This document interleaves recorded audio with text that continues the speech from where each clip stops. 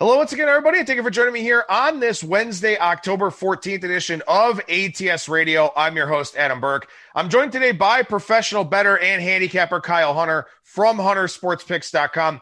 We'll talk college football for Week 7. We'll talk NFL for Week 6. We'll discuss a listener question about bankroll management, and we got a lot of great college football and NFL content to bring your way here on today's show.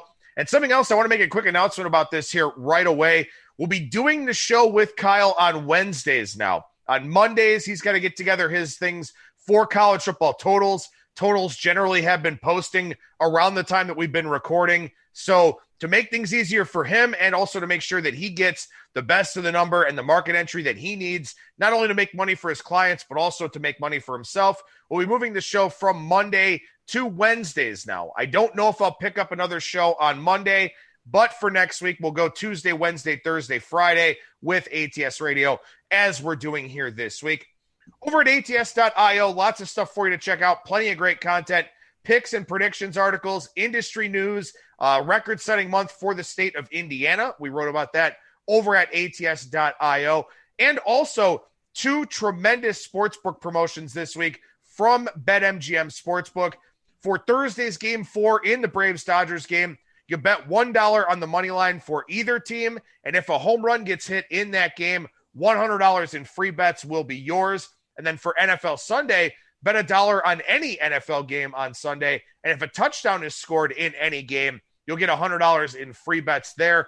Again, that is a new user promotion only. You can only use it one time. You can read more about that over at ATS.io. With that, we'll bring on today's guest. That is professional bettor and handicapper Kyle Hunter from huntersportspicks.com, as well as bettorsportspicks.com. Kyle, how's it going today, man? Going pretty well, man. How about yourself? Doing well, buddy. Appreciate your time as always here. And, like I said, we'll be moving our segments here to Wednesday as opposed to Monday. And, we preach about market entry. We preach about getting into the market at the right time. And, sometimes that is something that you absolutely have to prioritize. Yeah, that was never an issue in past years, but the timeline's been sped up. And, as they, instead of releasing totals late afternoon on Monday, now it's become some of them Monday morning, Monday around lunchtime. So as more of these FanDuel, DraftKings, Circa put those numbers out even earlier for the in-person betting, it makes the offshores have a little bit of an easier time to just put out that number sooner. So appreciate being able to move that to Wednesday, and I'll look forward to keep doing this here every Wednesday. Well, and fortunately, Ohio should be coming online here with sports betting early in 2021. So, maybe you'll have to be ready on Sunday nights, for some of those numbers that will come out in the college football totals market. But in any event, as I said, we had a listener question, and I like to answer these as often as I can. And you can follow me on Twitter at Skating Tripods. You can email me, skatingtripods@gmail.com. Kyle always gives out his email address at the end of the show as well. If there are ever questions that our listeners have, topics that you want us to talk about, anything like that, please shoot us a message. We'll be happy to talk about those things on the show. And Cody Lancaster on Twitter at Mr. the KLL reached out after our show last Thursday with Brad Powers and said that, he feels like he's much improved from listening to the shows, and we certainly appreciate that, and wanted us to go a little bit more in detail on our thoughts with bankroll management and how we handle those things. And it is kind of a loaded question. It's something that we could talk about really as we discuss each individual sport, because both you and I have our strengths, have our weaknesses. We have different bet sizes based on the sport that we're playing as a result.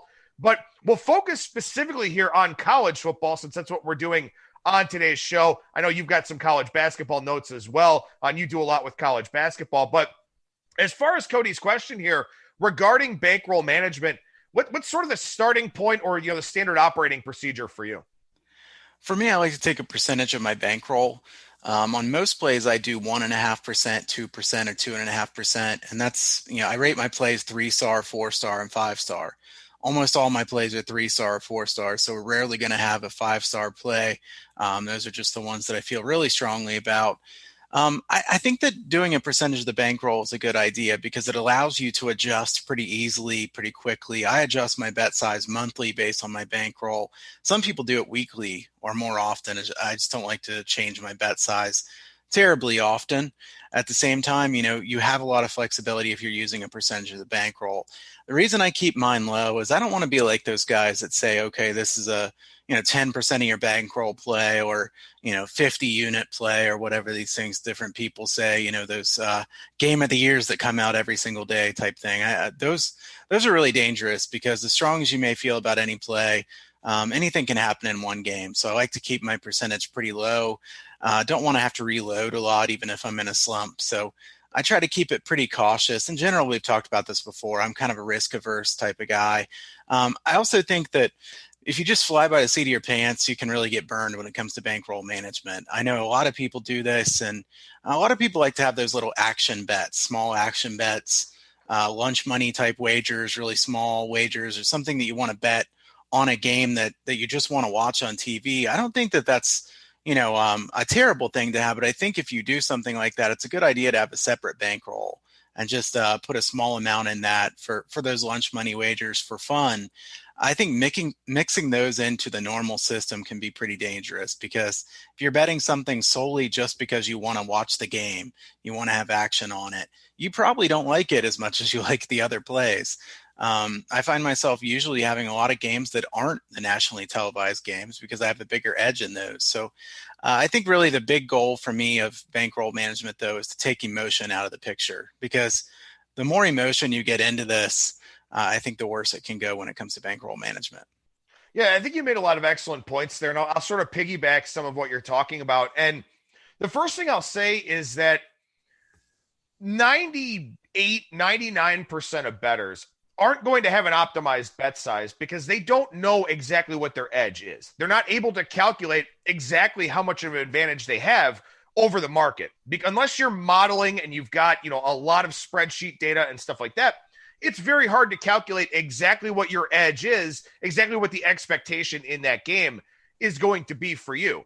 So because of that, I know a lot of people like to talk about Kelly criterion and stuff like that. And look, if you're able to do that, this discussion really isn't for you, because you already know, what you're doing in terms of bankroll management, what your optimal bet size is, stuff like that. For a lot of other people, and even people like you and I who don't do, substantial modeling or anything like that, I think a percentage system does make a lot of sense, in particular because, as you said, you can adjust. If you're having a good season, if you're making good reads, let's say that your average or your standard bet size is 2.5%. Well, if your bankroll's gone up, your bet size is going to be higher. So if you're doing well in that sport, then your bet size is just going to naturally increase. If you're struggling, 2.5% is going to be a little bit smaller of a bet amount. And maybe that gives you the opportunity to catch up a little bit, make your adjustments, stuff like that. So I would definitely think about it from a percentage standpoint as opposed to just a dollar amount or something like that. Another thing I would recommend for people, and we kind of touched on this already, but we can elaborate on it more, playing to your strengths and weaknesses. If you're a really good college football handicapper, let's say you want your bankroll to be $1,000 for that. If you're not so good in the NBA, but you feel like you can pick off spots and stuff like that, maybe your bankroll for that is $500. Maybe in the NFL, a very tough and tight and efficient market to beat, maybe your bankroll is $500. Maybe you're excellent at college basketball. You feel like you've got edges with, 130 games on Saturday, 350 teams, stuff like that. Maybe your bankroll is $1,500. And that's where one of the things that I always preach in this business comes into play is being organized. Everything's going to go into one bankroll in your account. But if you keep those separate with spreadsheets or whatever else and play to your strengths, kind of, play a little bit more risk averse with your weaknesses, but you're still going to bet those games, then you can do that in spreadsheet form or something like that, to where 2.5% of your bankroll in college football will be bigger than 2.5% of your bankroll in the NBA. Again, being organized, knowing your plan of attack, those are things that can benefit your bankroll management as well. Yeah, absolutely. I agree with all that. I think, playing to your strengths is really important. And if you don't know what your strengths and weaknesses are in betting, then you'll have to be careful. Maybe you want to keep something flat, but I don't think that you should be doing this for too long before you realize, okay, I'm better at this sport than I am another sport. I mean, we can kind of see by what the line does, the line moves. We've talked about this before. If you're making numbers and it moves away from your number consistently, or you're way off for a long time, you probably don't have a really big edge there. So, hopefully you're able to tell which sports you're stronger in. For myself, I bet more in college football and college basketball than I do in the NBA, for example. So far this year, that's not been the best idea. I had a really good NBA season, haven't done very well in football overall, better the last couple of weeks, certainly. But, the long term is more important to me than what I've done in a few weeks. So if you have a long term, 5-10 year periods where you see you've done better in one sport than another, that's what you want to trust rather than 1 week or 2 weeks, 3 weeks. So this is a long term game. I recommend everybody use the percentage of the bankroll or have a really set system. Like I said, I think the worst is if you just kind of adjust on the fly, because that can be really dangerous. Yeah, most definitely. And I know that it's probably not what people want to hear in terms of us saying that, a standard bet size is, 2.5, 3%, something like that, because everybody wants to treat this like some get rich quick scheme, and Brad Powers and I went on a rant last week. I'm not sure if you had a chance to listen to the show. We got a lot of positive feedback from the rants that we both went on about the direction of this business and the media coverage of this business. I know you and I've had these conversations a lot in private, through our Hangouts chats and everything. But, you see these $10 parlays getting propped up that, have won $18,000, $20,000, $60,000, whatever the case may be. That's one parlay out of millions of parlays that were played. So, a lot of people will probably get discouraged hearing that we say, 2.5, 3%, but this is a long-term grind. This is not a get-rich-quick thing unless you hit one of those lottery ticket parlays or something like that. You start thinking about it, what's your average bet size? Maybe $50, $100, something like that. And if you're spraying around a bunch of, low odds parlays at $10, $15 a piece, you're cutting into, the potential winnings that you have from just straight betting games. So if you want to play around with parlays, as you mentioned, maybe that's a separate part of your bankroll. The lunch money thing, a lottery ticket thing. You go to a bar and you're going to play $10 on Keno. Well, maybe you play $10 worth of parlays on a Saturday or a Sunday, something like that. Just, for that chance, for that opportunity. Round robins are probably a better way to go. We could talk about that on another show.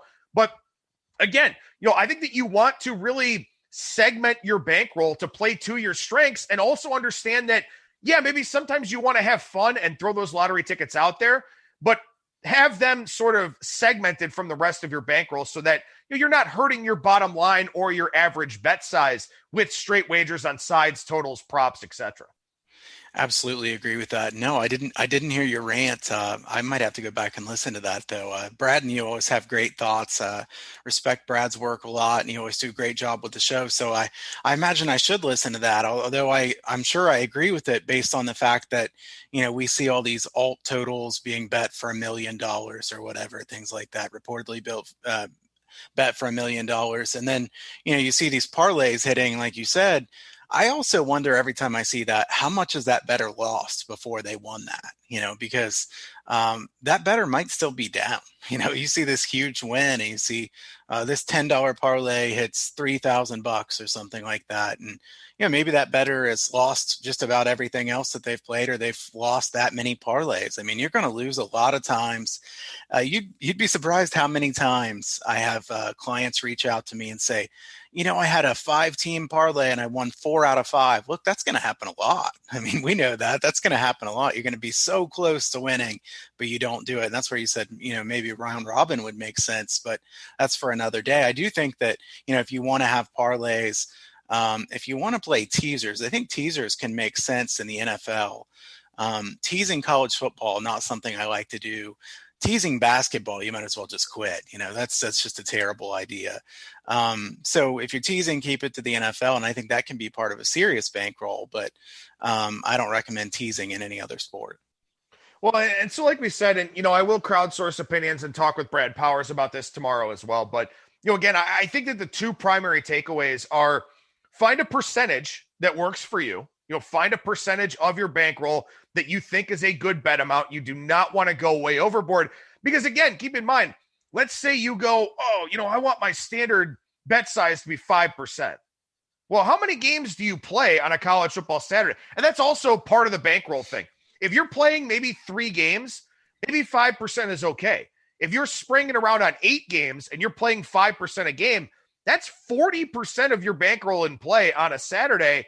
And if you run bad, that's a big chunk of losses for you to the point where maybe you have to reload before NFL Sunday or something like that. So that's another thing too, is that volume should dictate your bet size. If you're playing a ton of games, you don't want a lot of money out there on a ton of games. If you're playing a small number of games where you feel like you've got the biggest edges, maybe your bet size can be a little bit bigger. But for you, for example, with a college basketball Saturday, if you had 5% of your bankroll in play, you'd have over 100% of your bankroll turning over every Saturday because you play a high volume of games in college basketball because you feel like you have your edges there. So that's important to keep in mind too, is if you're playing 10 games on a Saturday, you probably shouldn't have a 5% standard bet size. If you're playing 10 games on a Saturday, maybe it's 2.5%, something like that. That's also part of the equation here too, in that you don't want your risk of ruin to be too high.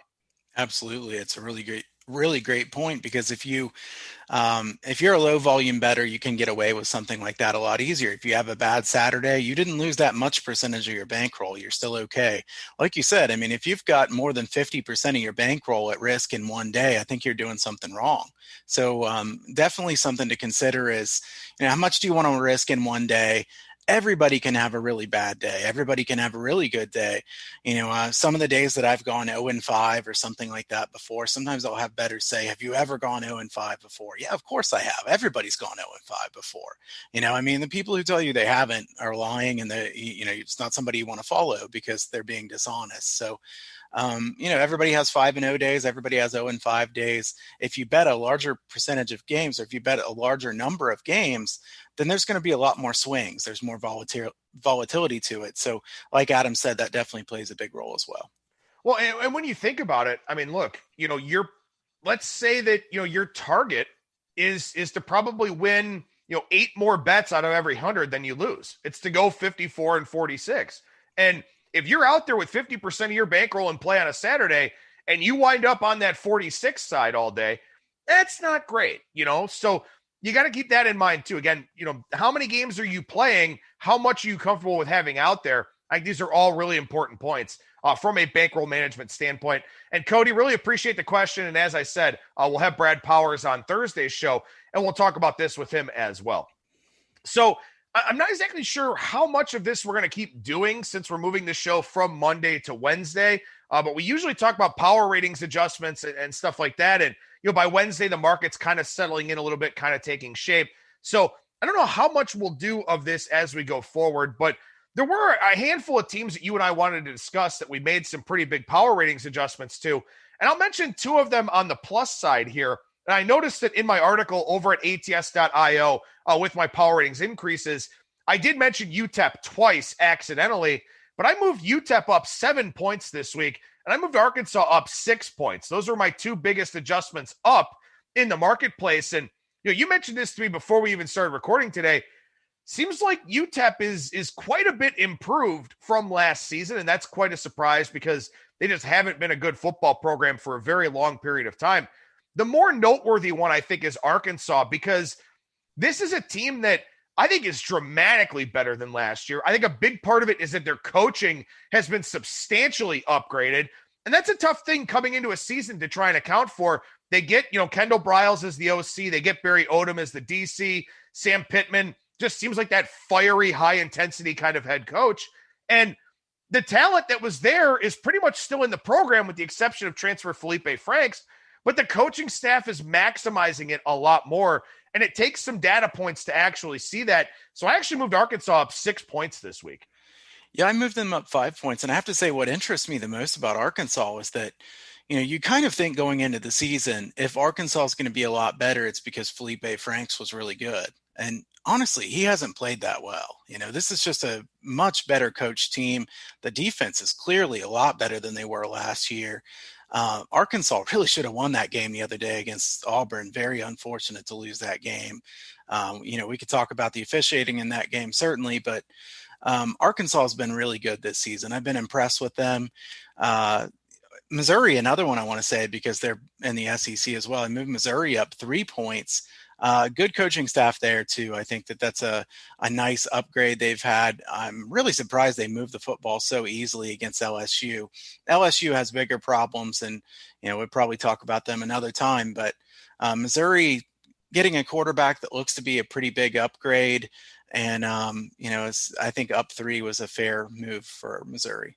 I only moved Missouri up 2, but I think I might be a little bit low on that. So I think I probably will make another adjustment here going into next week. And by the way, this weekend, you and I will be hard at work adding the Big Ten and the Mountain West to our power ratings here, as those conferences will get underway next week. A couple others I want to mention in passing here. Well, I guess I'll save one because we're going to talk about the Wednesday night game here in a little bit between Coastal Carolina and Louisiana.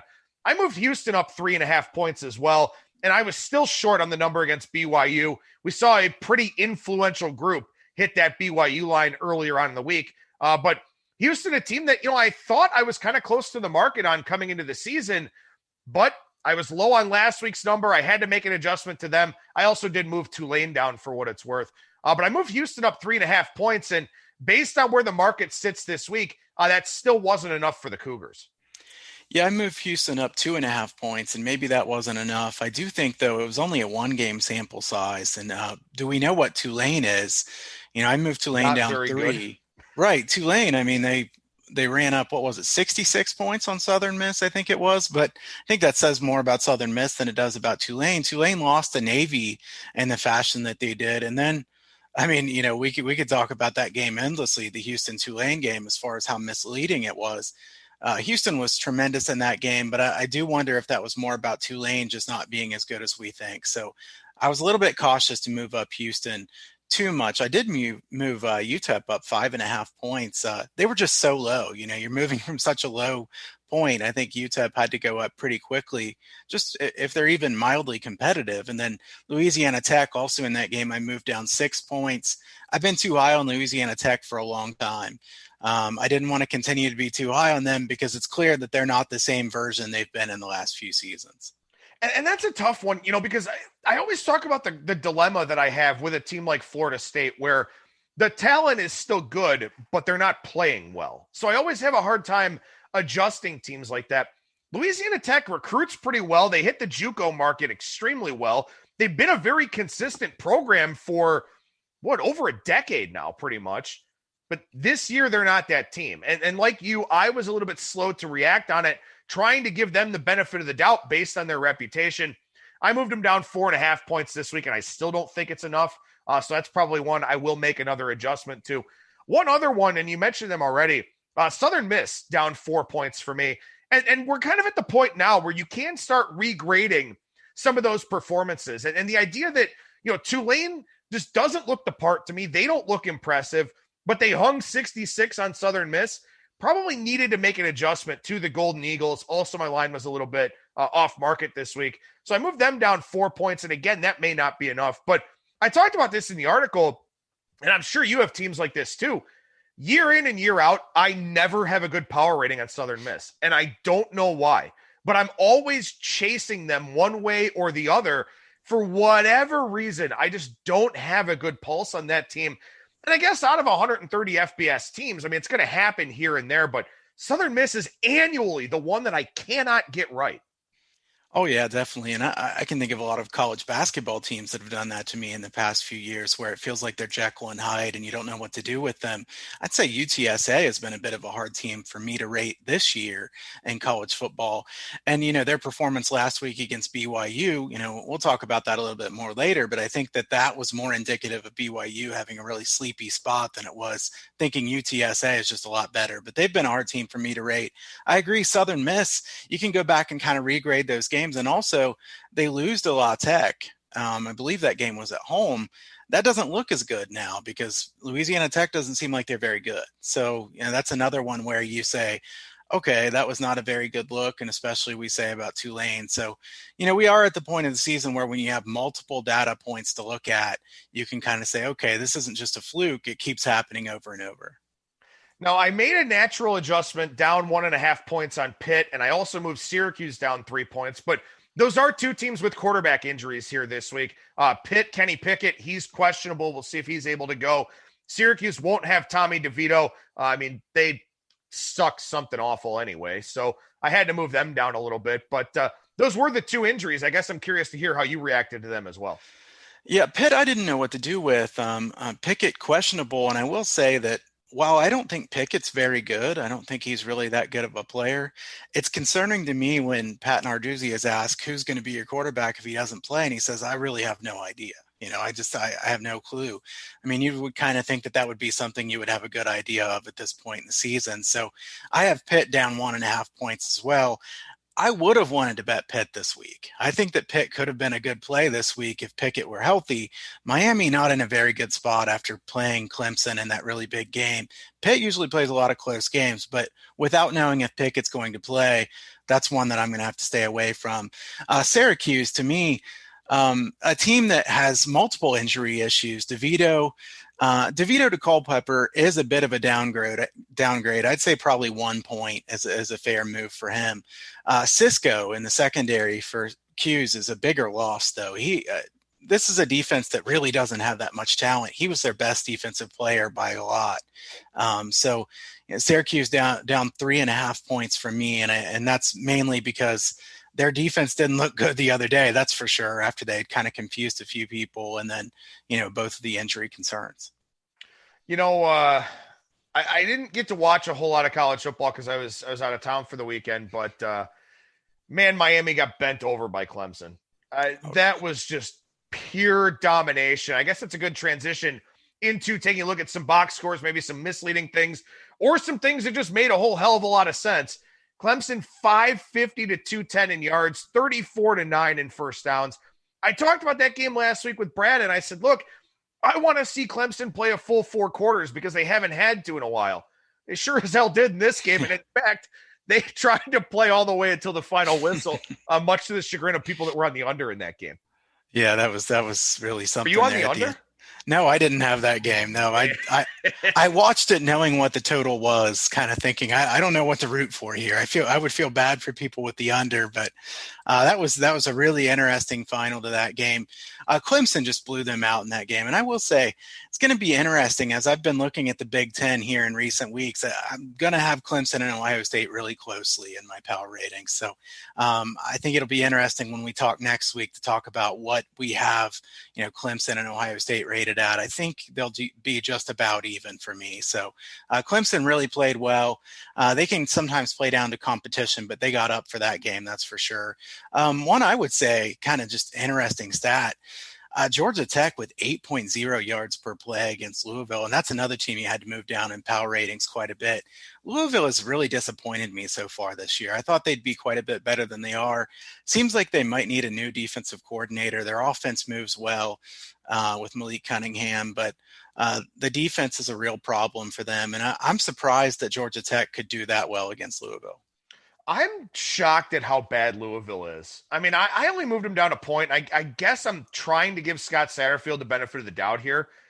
I really expected them to be better. I mean, I didn't expect them to compete with Clemson necessarily, but I expected them to be, the second best team in that division by a pretty clear margin, and they are not. I mean, they look terrible. And they did have 471 yards in that game. They were -3 in turnovers, all of them fumbles, but in the second half, I mean, they got taken to the woodshed. What was it, 32-7 in the second half or something like that?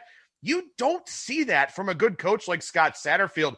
There's some sort of short circuit with that Louisville team. I don't know what it is. Obviously, it's probably on the defensive side. I don't know if it's the DC. I don't know if it's just players that don't fit the scheme. I don't know what it is, but I mean, they're kind of a stone cold over team and maybe a second half fade too. Yeah, I'm really surprised too, and especially the second half thing. You would think as good a coach as him, they would play better in the second half, but that hasn't been the case now in multiple games. And for them to have the lead against Georgia Tech and then go down that way was really surprising. A couple others that I would point out, Missouri averaged 8.6 yards per play against LSU. I mean, my goodness, that Tigers defense, um, that LSU defense, I guess both of them Tigers. But, if you look at LSU, this is one where I would have never expected them to be that bad. And I think that Ed Orgeron is going to get quite a bit of heat pretty fast at LSU. He had the 1 year where they were very good. They lost a lot, and I think we have to be fair to him to say that they really lost a lot from last year, but a really bad start for them this season. And I think that, Missouri has been a lot better than I would have expected, LSU's defense being a lot worse than I expected. But a couple others that I wanted to note here real quickly, just as interesting stats. I was really surprised that Tennessee wasn't a little bit more competitive against Georgia, especially when the game started the way it did. Tennessee gets really fortunate at the beginning of the game, but then proceeds to only get 3.44 yards per play against Georgia. Now, I know that says a lot about Georgia's defense. Georgia is an excellent defense, but Tennessee, I don't know if their offense is good enough. I think Garantano is an issue there for Tennessee. Yeah, I'm not really sure what to do with Tennessee. I mean, I did like Georgia in that game. I had an overlay on Georgia, especially as that line was moving down. I think I had it 17.5. It was 14 earlier in the week and then kind of got down to 12.5 and 12. And Georgia just kind of took over in the second half. And we'll talk about Georgia, Alabama here in a little bit, because I know that's a game that, we've kind of seen a little bit of an interesting discussion on out there based on that line. I got a few more here. Alabama. I mean, look, they scored 63 points. They had 723 yards. They only had 7 third down attempts in that game. So early down success, absolutely off the charts for the Crimson Tide. They were 6 for 7 on third down, by the way. But defensively, what in the hell happened? I mean, I know Ole Miss was doing a lot of pre-snap stuff, kind of trying to move them around. Ole Miss has 2 mobile quarterbacks, so they've got a pretty good offense there with the lane train, but you don't see people moving on Alabama's defense like that, and it was very interesting to watch. Yeah, it was. To me, Alabama, I think a lot of people are going to give up a lot of points to Ole Miss. I'll say that first of all. Ole Miss plays really fast, and they're very efficient on offense. I really like that Ole Miss offense. I think if you bet team total overs with Ole Miss this year, you'll do well. And now it's going to be a lot higher than it was because of what happened last week, but I think they're going to score a lot of points. So it makes this weekend's game against Georgia look pretty interesting, Alabama and Georgia. And obviously that's a really high profile game, but I'm not sure what to make of Alabama's defense. Like you said, Alabama's offense was so dominant in that game that, it didn't end up mattering, because pretty crazy that you only had that many third downs. And then when you get to third down, you convert it almost every time anyways, but clearly a game that would have to concern Nick Saban at least some. Yeah, definitely. I would think so. And just running through a few more box scores here really quickly. Duke and Syracuse was fascinating. Duke outgained Syracuse 645 to 286, 36 to 11 in first downs. And Duke was -4 in turnover margin. So that was an interesting one, as their turnover woes continued once again. Citadel and the Army, I thought, not the Army, the Citadel and Army, I thought that was a fascinating box score, because Citadel was 3 for 13 on third down. Army was 3 for 12. Citadel had 218 yards. Army had 228. Citadel had 70 passing yards. Army had 75. Citadel had 148 rushing yards. Army had 143. 2 interceptions for each team. Like, the box score almost mirrored itself on both sides, which, to be totally honest with you, probably not a great look for Army. So I did wind up moving them down a little bit in my power ratings from last week's game. A couple other ones here quickly. Boston College, only 72 rushing yards from their running backs. Jurkovich was sacked 6 times for the second time this season.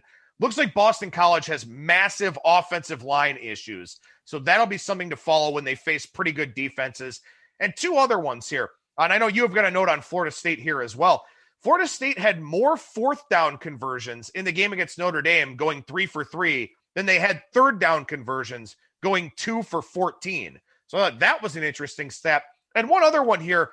I know Iowa State's got a good defense, at least certainly the last few years. They've been one of the best ones in the Big 12. And I know that Alan Bowman is banged up for Texas Tech, did play part of the game. Columbia played the other part.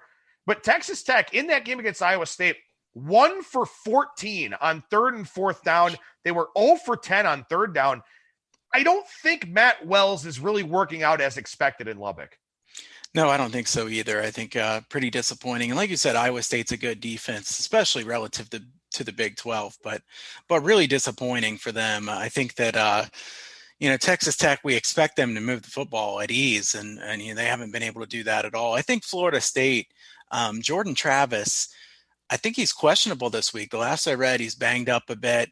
I think that's an important injury note because I think Jordan Travis is an upgrade compared to Blackman. His running ability is really something that added something for Florida State. So I think Florida State's offense does need Jordan Travis there. So we'll see if he's ready to go or not. A couple more I want to note.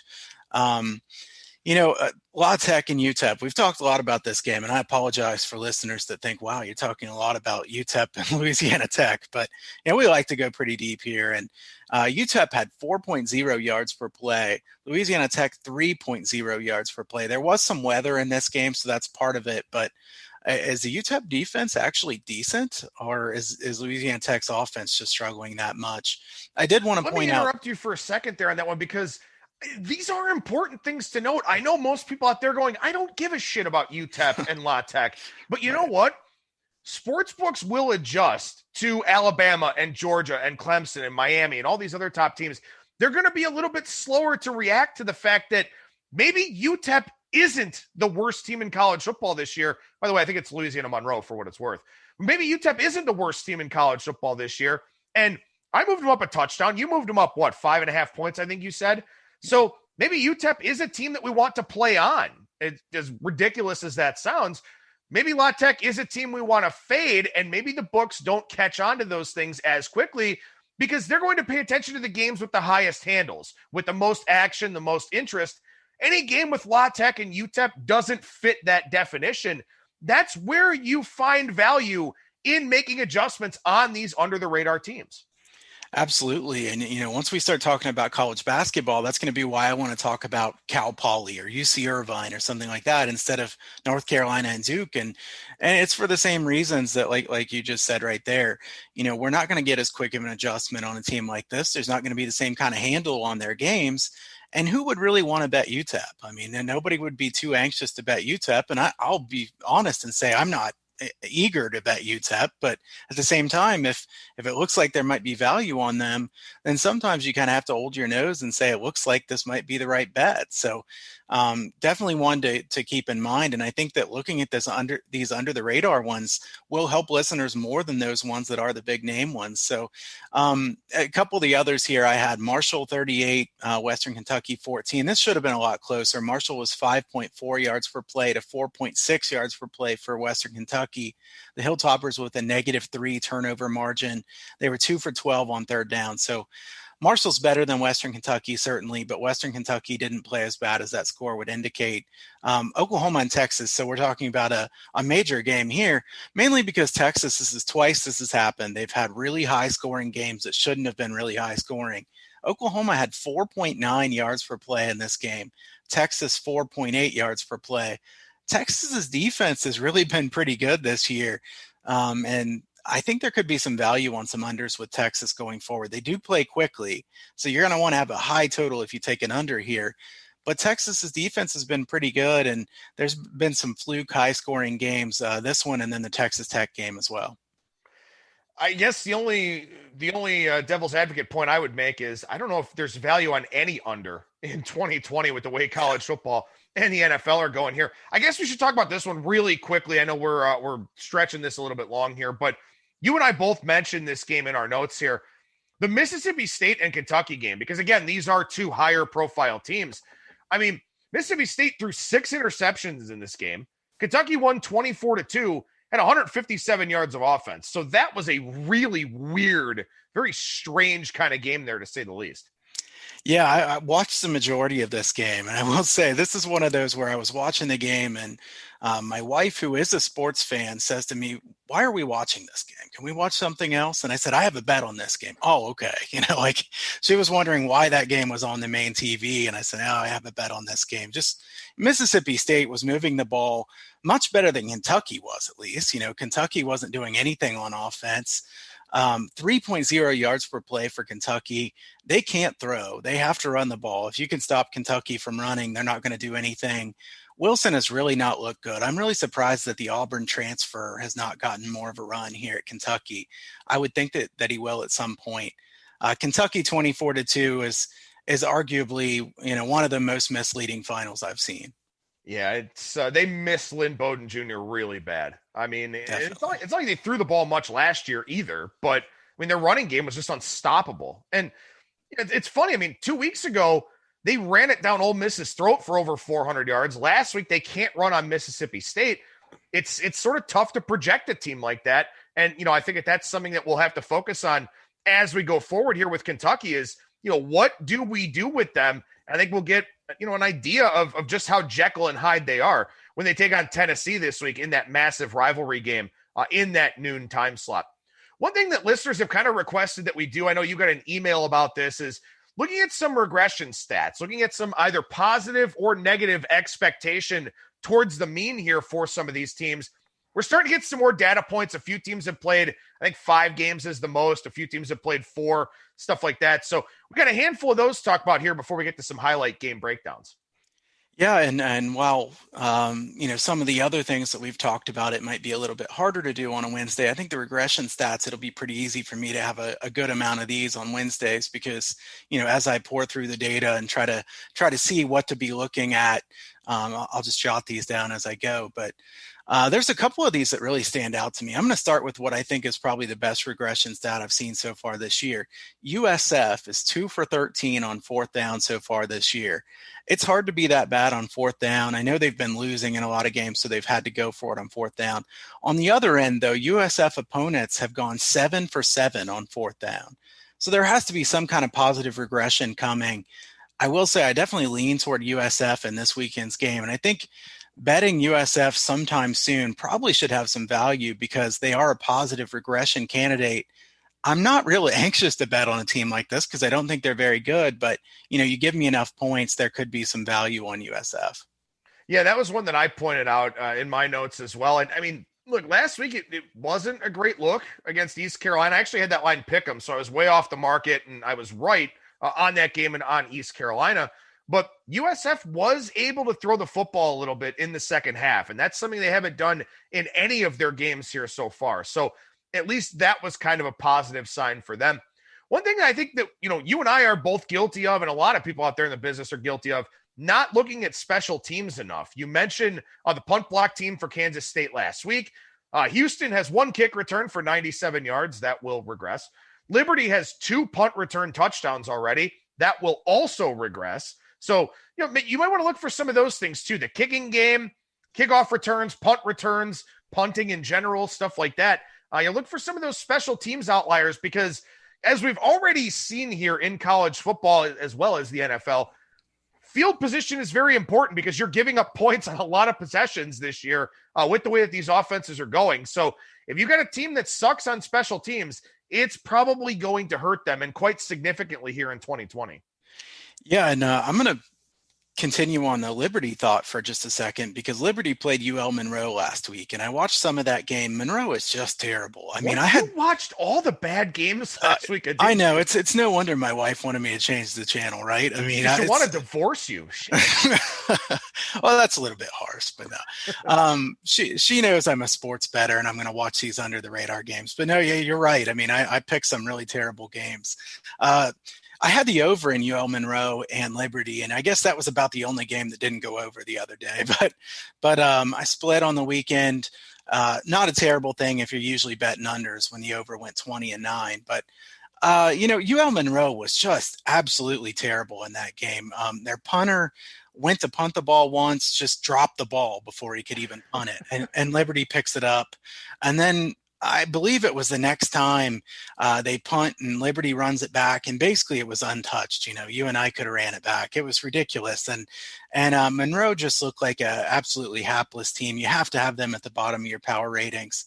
Liberty's special teams looked a lot better than what they really are, and I think Monroe is going to do that to a lot of teams this year.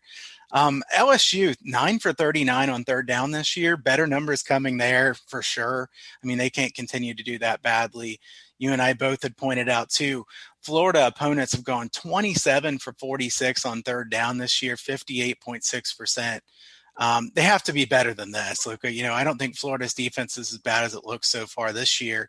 Another defense that I think I'll point out, and I already said this, so maybe I stole the thunder a little bit with what I said earlier. Texas's defense is 19th in yards per play allowed, which is really solid.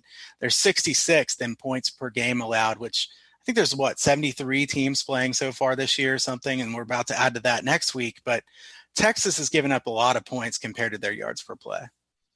I think there's 76 or 77, but Air Force has only played once, so you don't really want to count them. UMass plays this week, I think, right, against Georgia Southern. Exciting. Yeah, you'll be watching that game. UL Monroe, by the way, 14 for 69 on third down, so that's not very nice. 20.3%. So their punter gets a lot of work for not being very good at what he does. Syracuse 21.7% on third down, 13 for 60. That may not positively regress much because, as we mentioned already, they've got some quarterback injury concerns now. So looking for third down success rate, both for and against, I think is important. Notre Dame, 8 for 44 against. They've gotten off the field a lot. That probably won't continue, especially playing in a pretty good offensive conference like the ACC. And South Carolina, opponents are only 6 for 31 on third down against them. That probably won't continue either. I think their defense is okay, but 6 for 31, I mean, that's outlandishly good. So that's something I would definitely look to go against a little bit here. One other one I thought was really interesting. This one's kind of strange, and bear with me a little bit. TCU has allowed 28 plays of 10 or more yards. That's tied for 7th best in the country, but 10 of those plays have gone for 40-plus yards, which is 75th. So they're like a real boom or bust kind of defense here where they've given up some really long plays, but on the whole have actually played really well in terms of limiting explosive plays against. What was it? Can you repeat that stat again? It was 28 plays of 10 or more yards, which is tied for 7th. 10 plays of 40 or more yards, which is 75th defensively. Yeah, and if you look at their last year, it was not nearly as strange as that. So they were 4th in least amount of 10-yard plays allowed last year. They were 53rd in least amount of 20-yard plays. So maybe they're a little bit, all or nothing. They're very aggressive defense, but when you sent me that one, I'll admit I hadn't seen that one, and that is a really extreme case. I have to think that goes back a little bit toward normal, but it's good. It's a good thing to point out because TCU is a team that I thought would be better on defense than they've been so far this year. They were helped last week by the fact that Thompson was out for Kansas State, and I believe he's out for the season now. So, Kansas State, I don't know that it's a huge drop-off to Howard. He's not as good of a passer, but I think they were helped by the fact that Thompson wasn't playing last week. But, a couple others that I'm going to point out as far as regression stats here real quick. North Carolina is 4th in yards per play so far this year. They're 19th in points per game. This North Carolina offense is still really good. I did have the over in North Carolina and Virginia Tech. And I will say I watched this game too. So I think that, to be fair, that one's a little bit better game than the others that we've been talking about. But North Texas, the other one, 10 scores and 17 trips into the red zone. Extreme fast pace from them, and you have to think they're going to convert a little bit better in the red zone. Well, and a note that we missed was that Charlotte had 8.6 yards per play against North Texas last weekend. So if the North Texas offense picks it up a little bit, and you would think that just almost by accident, they should probably do a little bit better in the red zone. We see that total this week going up from 68.5 to 72 against Middle Tennessee. So again, if you pay attention to these stats, pay attention to the box scores, you can get out there and get a little bit of line value as well. All right, so we get to some game breakdowns here. I know we talked about a lot of different notes, and I know a lot of people just want to listen to stuff for picks, but I want to be more than that. I want to be more than that kind of show. We got a lot of stuff that you can carry over, not just into this week, but into future weeks as well, looking at these teams, our power ratings adjustments, stuff like that. But we do want to hit on some games here. And this one on Wednesday night, the standalone game in the Fun Belt between Coastal Carolina and Louisiana Lafayette. Didn't wear my Coastal Chanticleers hat today. I didn't want to give off any illusion of bias or anything like that. But this one's gone up through the key number of 7. It's touching 8 now at some places in the global markets here. Total on this game, 58.5. And we kind of deliberately kept from pointing out that Coastal Carolina is probably an offensive regression candidate. Yeah, I mean, you wouldn't think that Coastal Carolina could keep doing what they've done so far on offense. And I will say, this is an interesting line because you could have had 6.5 earlier this week if you liked Louisiana. So I'd hate to lay 8. I mean, why would you want to lay 8 when you could have had 6.5? I think this is where studying the market and seeing where this line might go is really important. 71% of the bets here on Coastal Carolina, 66% of the money is on Louisiana. So as you said, when we were talking before we got on here, this looks like a public sharp split. I have to say, I don't have any strong lean in this game as far as the side.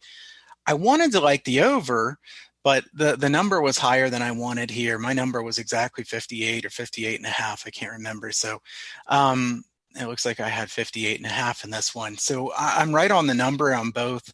I think I would still lean to the over, but as we were talking about, the regression stats for Coastal Carolina's offense have me scared a little bit. I think Louisiana will score here pretty easily. I don't think Coastal's defense will be good enough. I do think that it's kind of important to note, though, that if you look at Coastal so far this year, they are plus 12 in sack margin through 3 games. I remember when I watched the Coastal and Kansas game earlier this year, this Coastal defensive line was putting all kinds of pressure on Kansas. I know it's Kansas, so I mean, we have to be kind of cautious about how much we read into that. But Coastal's defensive line is good. They're an aggressive defense. They're going to give up a lot of big plays too, though. I will note that Louisiana's injury report is really long. I mean, if you look at their injury report, I'd be worried to lay a lot of points with them. So I think both teams really want to run the football here. So it's also hard to take an over when both teams really want to run a lot. Lewis is a good quarterback for Louisiana as well, and Coastal's gotten good quarterback play so far this year. Like I said, Coastal has been really good so far this year. Plus 12 in sack margin is second in the country. They're also plus 3 in turnover margin. So is Louisiana. Louisiana's minus 2 in sack margin so far this year. So, as far as this game, no strong lean. I will say Coastal special teams have been better, and I agree with you that we should probably talk more about special teams than we have so far this year. So that's going to be something I'm going to try to do as we go forward. As we look at Coastal here, 59.5% on third down, 13 for 14 scoring touchdowns in the red zone. So I do think those are 2 areas where they will regress a little bit. But this Coastal offense is also very good. So maybe they're able to continue some of those things. I guess we'll kind of wait and see. My line on this game was 8.5. In a traditional year, opener of 6.5, I have 8.5. I'm probably going to fire on Louisiana, but they also had a game, postponed because of COVID cases and, all that. I need a little bit more of an overlay in my power ratings this year to feel really comfortable playing some of these games. This was one of them. So no action for me tonight on this one, but an interesting game. And again, interesting movement out there, as you said, with that sharp and public split. And a lot of money coming in on this game because it's a standalone Wednesday night. Everybody was excited about Tuesday night NFL. Now we get Fun Belt Wednesdays. We'll have Maction coming up during the week here soon too. So, again, maybe it's a good thing that we're going to cover, a lot of those under the radar types of teams here with a lot of people playing those types of games. Thursday night, we got a standalone game as well. Another one in the Sun Belt here. Georgia State, Arkansas State. This one opened 5. It's down to 3.5. Total up to 73. Seeing this one 72.5, 73. This is a game that, I don't really have as much to add, but because it's a Thursday night game, I wanted to talk about it a little bit. This one is moving against my power ratings a little bit, where I had Arkansas State -5. So I hit the opener, but I'm not hitting the line movement. Yeah, I don't know what side I like in this one. I kind of lean to the over. I know it's a really high number. I haven't checked the weather, so that's definitely something you want to check.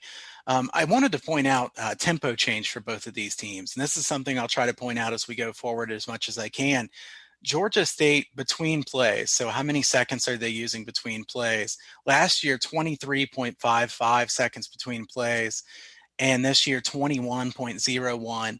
Arkansas State, 23.32 seconds between plays. This year, 20.13, really fast. 3rd fastest in the country and 4th fastest in the country, actually. So there's going to be a lot of snaps in this game. Georgia State's defense has been a bit better than I thought they would be so far this year. However, I don't know that they're going to be able to continue that. They've only allowed 5.23 yards per play. Arkansas State has 2 good quarterbacks. a decent running game and some good receivers. Georgia State's been really good in the red zone so far this year. Maybe they can't continue that, but I think I would lean to the over in this game based on the tempo. Like I say, if two teams are using only about 20 seconds between plays, you're going to see a lot of snaps in this one. Yeah, the only thing I worry about is Arkansas State, still doing that quarterback rotation thing, kind of moving guys in and out and all that. That's the only thing I would worry about. But, they put up some big offensive numbers last week, albeit against, Central Arkansas, I believe. So, maybe they're kind of figuring out that two quarterback system, and both guys are now sharp and are getting reps and all that. But this is a total on the move. Weather doesn't look too bad for this game. Chance of rain, could be a little bit chilly down in Jonesboro for this one, but again, the total is climbing on this game as the side comes down a little bit, which generally you wouldn't think of for Georgia State football. So an interesting seemingly correlation with the side and total movement here from the sharp money that's on this game so far. Because again, keep in mind, public bettors are not playing this game until Thursday. Any movement on a game like that early on is respected money of some degree. So that is something that you want to keep in mind with these weeknight games. With that, let's get to a highlight video breakdown here of game 109-110 on Friday night between BYU and Houston. Total on this game, 62.5 to 63. Side now BYU -5. And joined by Kyle Hunter, professional handicapper and bettor from huntersportspicks.com. This has been a game that's gotten a lot of line movement already this week. It was BYU 4.5 down to 3. Now BYU back up to 5. Somebody with some pretty big influences hit both sides of this game already. Yeah, this is an interesting handicap. If you look at this game, BYU had been so good for many games in a row, and then they play one poor game against UTSA. So what do we want to say? Do we want to say that was a bad spot, a sleepy spot for them, or do we want to say that BYU was overvalued? It is fair to say BYU hasn't exactly played a murderer's row of opponents so far this year. So, this is Navy is not nearly as good as what we thought they would be. And then, Troy, not a great team by any means, also in a bad spot. Louisiana Tech traveling out there is not a good spot either for them. So I think that BYU, if you look at their stats, you would wonder why this number is what it is. To me, this number is still a little bit too light. BYU is plus 3.36 yards per play. So that's first in the nation in yards per play margin so far this year. It's funny who's second. Houston's second. But Houston's played one game. They stuffed Tulane pretty well in that game. The 31 points by Tulane were very misleading. I do think, though, that, you only have one data point to go off of for this Houston team. Do we want to assume that the Houston defense is really good just because they did well against Tulane? I don't think so. I've really been impressed with Zach Wilson so far this year for BYU. I know I said before the season I wasn't even sure he was their best quarterback. Maybe he is. I will say BYU has some really good quarterbacks, excellent depth there, very good options. BYU's receivers have played better than I thought they would. They've really been good in the passing game.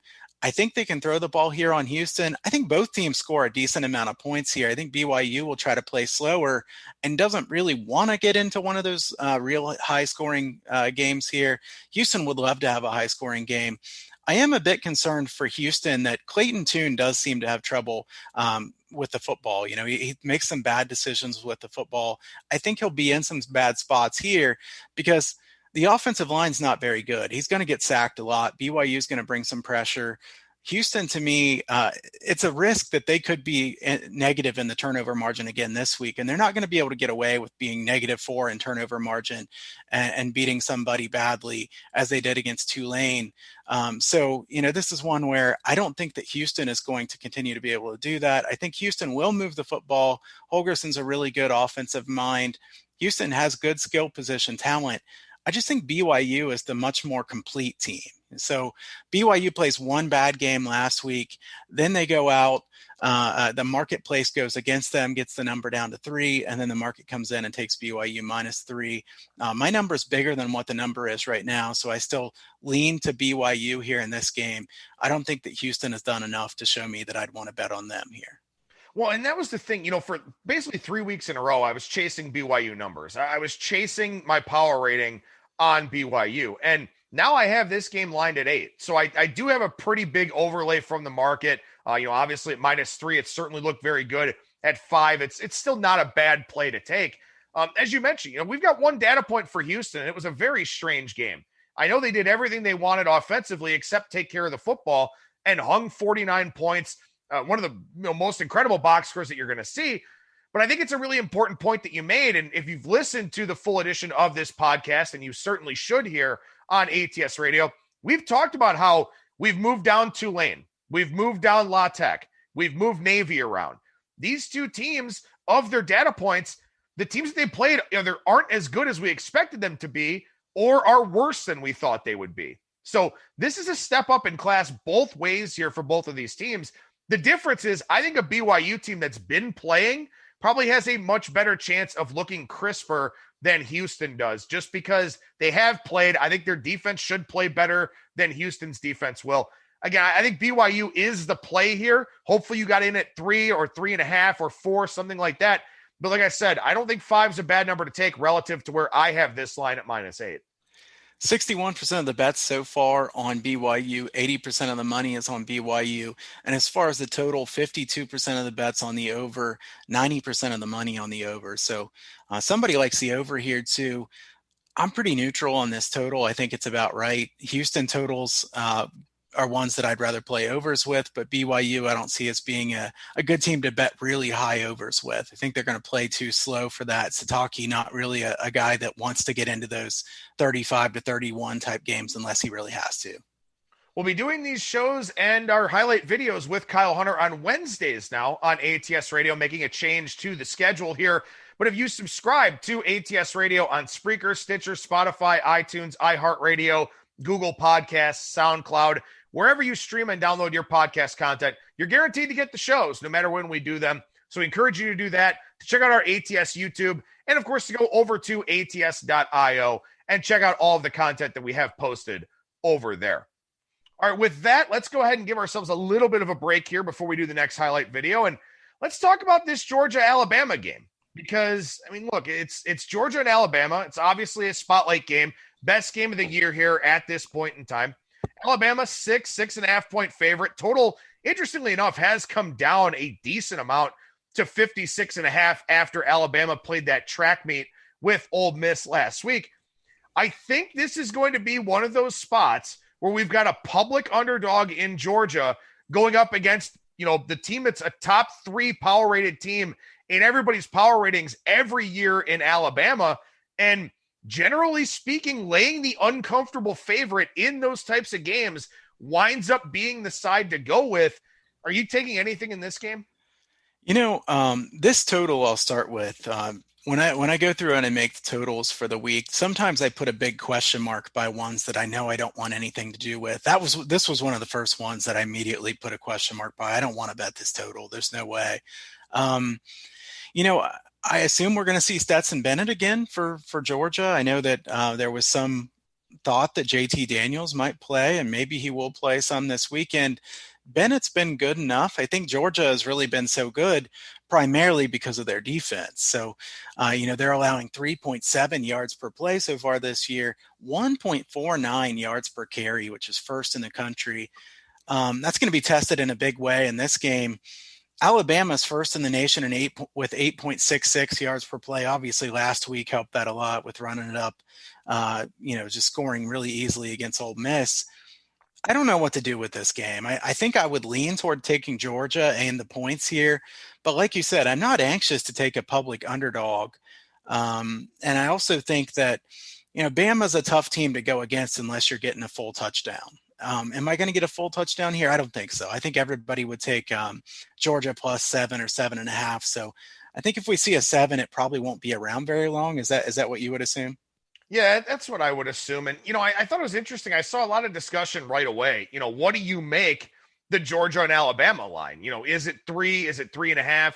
Is it 4? And, I was sitting at the bar kind of thinking about it when I saw that on Twitter. And I'm like, my number is going to be in the 6 range.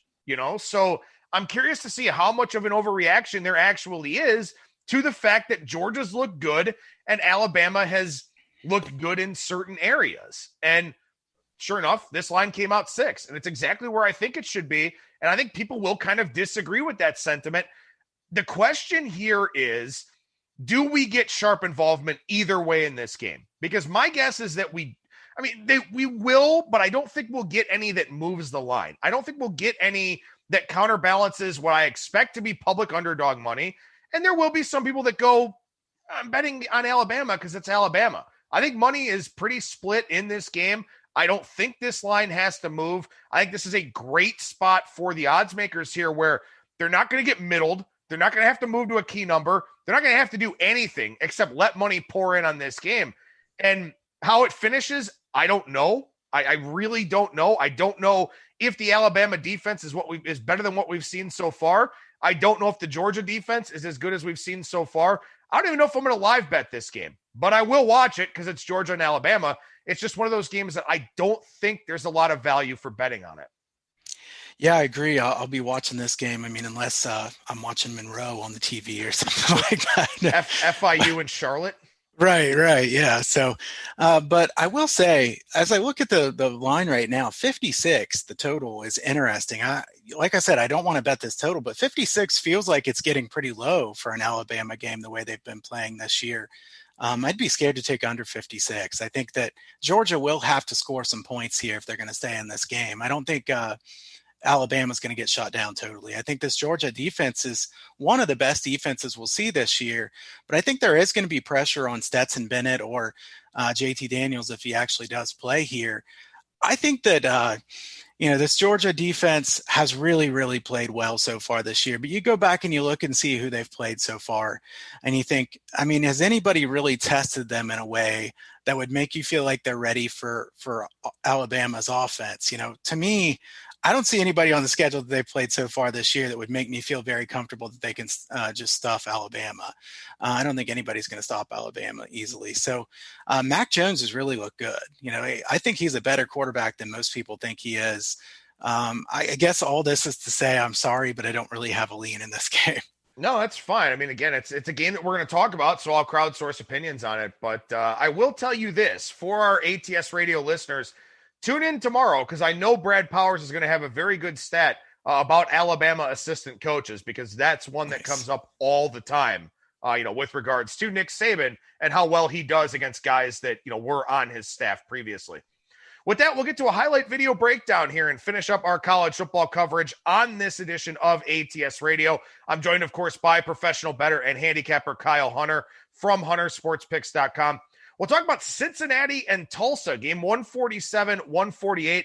Cincinnati down to a 3-point favorite, total creeping down as well. 44, pretty much the market-wide number for this game. I wonder if we might have a difference of opinion here on this one, Kyle, but I'll let you have the floor first.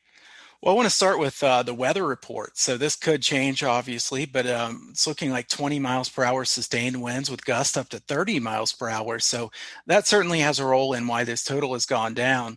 And this one, I want to bet Tulsa. I've talked to you before that I think Tulsa is a good team. They're number one in defensive havoc so far this year. I really like what I've seen from this defensive line. I think Tulsa's defense is much, much improved this year. Desmond Ritter's play concerns me for Cincinnati. He has not been very good. He was good 2 years ago, injured a lot last year, was not very good last year. So that would make you think I want to take Tulsa in this game. But 3, I can't take Tulsa at 3 here. My number was 5, Cincinnati by 5. So I've upgraded Tulsa. I've actually downgraded Cincinnati a little bit.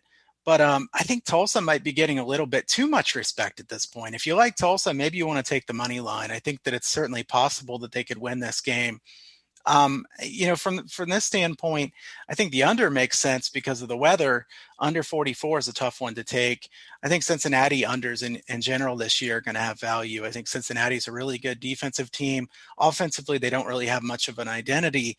Having said that, Cincinnati's offensive line is pretty good. Tulsa is not going to get in the backfield as easily as they have against some of the other teams. I think I lean towards Cincinnati here, so I'm curious what your take is. Yeah, this is one where I agree with you. I think that, the perception of Tulsa has gotten a little bit big. My number on this game is 7, and I have upgraded Tulsa this season. I really haven't downgraded Cincinnati too much because I'm kind of curious to see what they do when they're actually invested and engaged. Much like, and this is an awful comparison because Cincinnati and Clemson are not the same team, but Clemson finally got tested by somebody and they showed what they're capable of. I don't think Cincinnati has really had a game to this point where they're kind of like, all right, we got something to prove here. I don't think they played a full 60 really yet. So I'm going to give them the benefit of the doubt. One thing I will say, and this is something I probably have not expressed enough either on the show or in my power ratings article over at ATS.io, is that it's a pure power rating number. So my number is 7 in this game, but the total is 44. So I would regress my power rating back a little bit into the 5.5 range where your number is, just because it's a lot harder to get margin in a game with a low posted total. So pure power rating number is 7. Adjusted number with the low total brings it down to 5.5 or 5. And I will express that thought a little bit more fully in my power ratings update for next week. But with that being said, Cincinnati is a team that, to me, was a top 20 power rated team coming into the year. And while they haven't looked the part, I don't think they've necessarily done anything to make me think all that differently about them as of yet. That could change after Saturday. But for now, at 3 and with some reasonably juiced 3s out there, Cincinnati is the side for me. I think this line is just too low at this point in time. And again, full marks to Tulsa, and I've made adjustments on Tulsa, but I don't think that Cincinnati has really done anything to get disrespected to this degree, at least not as of yet. Yeah, and I agree with that. I think that Tulsa winning at UCF, I did have Tulsa in that game, even had a little bit on the money line, so I was happy to get that. On the other hand, the fact that Tulsa won that game outright really made their perception go up really fast here. And I think that if Tulsa had lost, by 14 points or something, we wouldn't see this line at 3. So Cincinnati's not a team that's going to win by margin a lot. Luke Fickell is not a guy that's going to run up the score. They're going to run the football a lot when they're ahead, take their 14 or 20 point win, not win by 28 or 35. So I agree with you from that standpoint. And I also think that's a great point that, when I said 5, that's just my raw power ratings number as well. So I think I'd make this 4 or 4.5 based on what the total is, because there are strong angles that, look, it's very proven that the lower the total is, the underdog's going to do better. And that makes a lot of sense. There's going to be less points in the game. If you can grab 5 or 6 points, it means a lot more when the total's at 44 than it would if the total was at 54 or something like that. So I think that's a great point. And like you said, one that we should point out more often. Well, always good to do these highlight videos here on our editions of ATS Radio. Make sure you subscribe to our ATS YouTube page. Check out all the fine content over at ATS.io and subscribe to the full editions here of ATS Radio. Before we transition over to the NFL side, I know we're running a little bit long here with today's show because we had a lot of notes early on. Anything else on the college side you want to mention? I think the Army and UTSA game is kind of interesting. I think Army played... Yeah. I should have said something even worse than that, I guess. But what would I would have had to talk about Southern Miss and UTEP. You want to talk about that? This is like when we used to do the Pick Six segment, and I would give you just the most dog shit games I could possibly find on the card. Oh, man. What is it about Army and UTSA? What? I should have said UMass and Georgia Southern. That would have been the best one. But no, Army and UTSA, I think Army played the backup quarterback last week. So we'll see if Army's starting quarterback is back for this game. UTSA, a team that has played better so far this year. And I know that they played well last week. I see this line has moved from 7 to 7.5. I was going to say I kind of lean Army here in this game at 7. I think there still are a few 7s out there.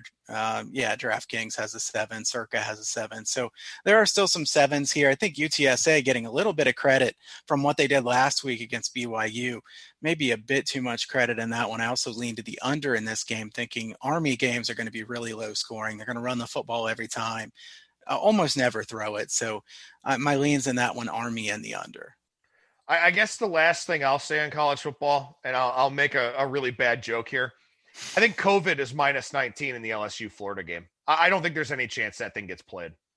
Florida's got 21 kids, and apparently most of them are scholarship players too that have tested positive. So I don't see that one happening this weekend. And LSU does have a quarterback injury too. Miles Brennan's questionable. They could get a little bit of a break here this week with that game getting canceled.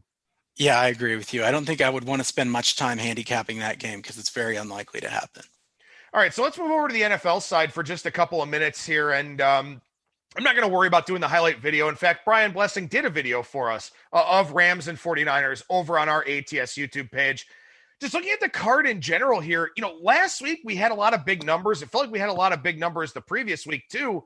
This week, Chicago, Carolina is hovering around 3, Detroit and Jacksonville 3.5, Atlanta, Minnesota 3.5, Houston, Tennessee at 3, Giants and Washington 2.5, Browns, Steelers 3.5, Packers and Bucks 2, Rams and 49ers 3.5. I think that line's going to keep going up though. We got a lot of games hovering around key numbers, including both Monday nighters. Makes for an interesting week in the NFL here, and probably a lot of teaser opportunities and stuff like that. Yeah, it does. And I will say that I wanted to note on the Rams and 49ers game, if I can, though, that the look-ahead line on this game was San Francisco -3. So now we've got the Rams -3.5. At this point in the season, that's about as big of an adjustment as you'll ever see. I don't see that type of thing at this point in the season. Having said that, who wants to bet the 49ers here? I know I don't want to bet the 49ers in this game. If you wanted to bet the Rams, you should have bet them before now, I will say that. The Rams have been in interesting spots. They've traveled east a lot of different times so far this year. The Rams have really played well. San Francisco, a team that I faded the other day, fortunately, against Miami, I think it's harder to go against them here when it's 3.5. I do think maybe the over could have some value. It's been bet up from 49 to 51 or 51.5, but I thought it was interesting that there's been that big of a line move from the look ahead on that one. As far as the other games, the Browns and Steelers game is a really interesting game, and I know that's one that you'll probably be watching. Thoughts on that game? It's interesting to see 51 as a total in that game because the Browns and Steelers, you think of low-scoring games. The Steelers' defense didn't look very good against the Eagles last week. Steelers, arguably, a bit fortunate to cover the spread there at the end of the game last week against Philadelphia. I think I would have liked the over here, but I can't believe this is 51. It just kind of shows what the marketplace, how much the over is winning in both college football and the NFL has really adjusted the marketplace a lot. I would have expected something like 47 or 47.5 in a game like this. So now you're getting inflated totals, these divisional matchups. You probably want to think that there's going to be some unders. I just think that Cleveland looks more like an over team to me. Cleveland runs the football so well. They play relatively quickly. Mayfield is kind of an unknown to me. He could throw a pick six. He could also make a really big play on offense. Cleveland clearly has really good wide receivers as well. So it looks like the market likes Cleveland a little bit here with the number going from 4 down to 3.5. I don't know. Do you have any strong opinion on that game so far? It is one that we discussed yesterday, and one that we've kind of been talking about a little bit in social media circles regarding that total of 51. Mm-hmm. It's the highest total in over 30 years, at least, in this head-to-head rivalry. So this is, one of those that's, I think, only the second time there's been a total over 47.5 in this head-to-head rivalry. And it speaks to the fact that Cleveland finally has an offense. And if they get healthy on defense, and maybe they'll get healthy at the right time, with Greedy Williams and Denzel Ward and Mac Wilson and some of these guys coming back, maybe that's something that helps the Browns, for this stretch playoff run. I don't know if those guys will be back this week. They were kind of doing some light practicing last week. I don't know what to do about the side, quite frankly. I mean, I would look under because, we know that division games tend to tread under, in particular, ones that are in the AFC North too. But again, like you said, it speaks to not only the current state of the NFL, but also speaks to the fact that the Browns finally have an offense, which is something, that I'm very excited about, to say the least. I guess since we talked about my favorite team, let's talk about your favorite team here, at least the one, closest to you. Cincinnati and Indianapolis here, 265, 266. Some sharp money came in against Indy last week. There were a lot of split opinions on that game against the Browns, but a lot of people have consistently been poking holes in the Colts, in Phillip Rivers. Now this line's down to 8. What do you think? I mean, you look at the Bengals here, you look at the Colts to bounce back. What do you think? Oh, this is a tough game. This is a really tough game. The weakness of the Bengals is on full display. Everybody knows what the weakness of the Bengals is at this point. Their offensive line is terrible, and they're just a terrible offensive line. Really concerned as a Bengals fan that Burrow's going to get hurt. Burrow is a really good quarterback. I think he looks excellent. He has very little time to throw. AJ Green doesn't look good at all. I know he's a bit banged up. The other guys are better than him at this point anyways, but I will say, I think I would lean to the Bengals in this game, but I don't like it very much because I'm worried about that offensive line not holding up. The thing is about the Colts, I don't really trust them to win by margin. Can we really trust the Colts to win by margin with Phillip Rivers really not playing well at all? The Bengals defense looks better than it did. They're certainly not a great defense. The Browns ran all over them. They couldn't stop the Browns at all. Other than that, I think the Bengals defense has played better than what we would have expected. I think the Bengals should sell out to try to stop the run in this game in every way that they can, make Rivers beat them. I think the Colts will win this game. Might have had a slight lean to the over, if anything, this one being played in a dome, but no strong opinion on this one, to be honest. There are going to be a lot, I think, of Ravens and Colts teasers this week. Yeah. I think that's kind of what you look for. And that's something too. And we'll talk about this next week because we're out of time for today's show. But with high totals, teasers are very hard to play right now. Even if you get through that key, 8-2 corridor and hit all those key numbers, 3, 4, 6, 7, and even 5 now are a relatively key number. These totals are just so high. You try to find teaser plays where the totals are low. And this week we just don't have a whole lot of them. So, I guess we'll kind of see what happens out there in the teaser market for week 6 in the NFL. But as I said, I know we ran a little bit long, but, transitioning over to Wednesday, a little bit of an adjustment here with the shows with Kyle Hunter, professional bettor and handicapper from huntersportspicks.com. What's going on over at the websites right now, man? Well, it lowered the prices for the season pass for college football and the NFL. You can look at the Football Fanatic Pass, which will get you every single play in college football and the NFL. Lowered that earlier this morning, so you can go over and check out that lowered price. Also, sign up for the Free Picks newsletter if you haven't already at huntersportspicks.com.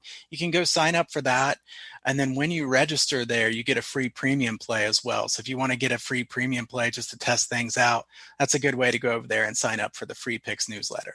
Yep. Get a free premium play for one of the worst games to watch on the board for Saturday, right? Probably so. Always fun to chat with professional bettor and handicapper Kyle Hunter from huntersportspicks.com. Make sure you follow him on Twitter at Kyle Hunter Picks. Kyle, always a great time, man. Thank you so much for joining me, and we'll talk to you again next Wednesday. Always fun, man. Thanks. There you go. Once again, professional bettor and handicapper Kyle Hunter from huntersportspicks.com at Kyle Hunter Picks on Twitter. Coming up on Thursday, we'll chat more college football and some more NFL with Brad Powers, professional handicapper and bettor from bradpowersports.com. Friday, coming off of a 5-0 in the Circa Sports Million. I'll try to do it again with my picks on that show on Friday here on ATS Radio. That'll do it for me. Thank you so much for listening, everybody, and I will talk to you again tomorrow.